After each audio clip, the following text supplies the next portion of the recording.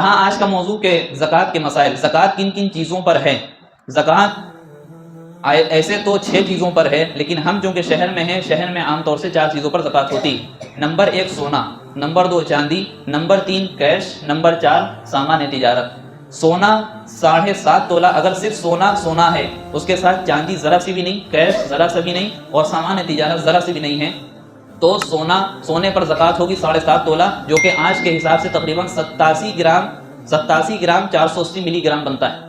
آج کے اعتبار سے شامی کا فتویٰ ہے، علامہ شامی رحمۃ اللہ علیہ نے فتویٰ دیا ہے کہ آج کے گرام کے اعتبار سے 87 گرام 480 ملی گرام ہے۔ اسی طریقے سے اگر صرف چاندی ہے، اس کے ساتھ نہ سونا ہے نہ چاندی ہے، نہ سونا ہے نہ کیش ہے نہ سامان تجارت ہے، تو اس کے لیے 52.5 تولہ ہونا ضروری ہے، جو آج کے گرام کے حساب سے تقریباً 612 گرام 360 ملی گرام بنتا ہے۔ 612 گرام 360 ملی گرام بنتا ہے۔ اگر اتنا کسی پاس چاندی ہے تو 2.5% یا پھر یہ کہا جائے کہ 40واں حصہ زکوٰۃ دینی پڑے گی۔ اگر کسی کے پاس کیش ہے اور صرف کیش ہے، اس کے ساتھ نہ سونا ہے نہ چاندی ہے، تو پھر کیا ہوگا کہ اس کے پاس اتنا کیش ہونا چاہیے کہ نصاب کے بقدر سونا یا پھر چاندی ان پیسوں سے خرید سکے۔ اور آج کل ہم سب جانتے ہیں کہ سونا چاندی میں کتنا فرق ہے، تو سب سے پہلے انسان کے پاس کون سا نصاب خریدنے کا پیسے ہوں گے، سونے یا چاندی کے؟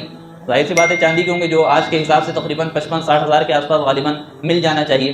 تو اگر اتنا کسی کے پاس کیش ہے جس سے وہ 52.5 تولہ چاندی خرید سکے، 612 گرام 360 ملی گرام خرید سکے، اس کے اوپر زکوٰۃ واجب ہو جائے گی۔ آخر میں آتا ہے سامان تجارت۔ سامان تجارت کہتے ہیں کہ کوئی بھی سامان 1 روپے کی ٹافی ہو، 1 کروڑ کا پلاٹ ہو، کچھ بھی ہو، ہم نے اس نیت سے خریدا کہ اس کو ہم بیچ کر کے پروفٹ کمائیں گے، اس کو بیچ کر کے پروفٹ کمائیں گے، اس کو بیچ کر کے ہم فائدہ اٹھائیں گے، تو وہ سامان تجارت میں آتا ہے، لہذا اس چیز پر بھی زکوٰۃ واجب ہوگی۔ اور اس کی قیمت اس پر کیسے ہوگی؟ اس کی قیمت نکالی جائے گی اور اس کی قیمت پر 2.5% زکوٰۃ دے دی جائے گی۔ تو یہ 4 چیزیں ہیں، بلکہ اگر 5واں اس میں شامل کرنا چاہیں تو عام طور سے جو کھیتی باڑی ہوتی ہے، اس جتنی بھی پیداوار ہے اس کا 10واں حصہ ہوتا ہے۔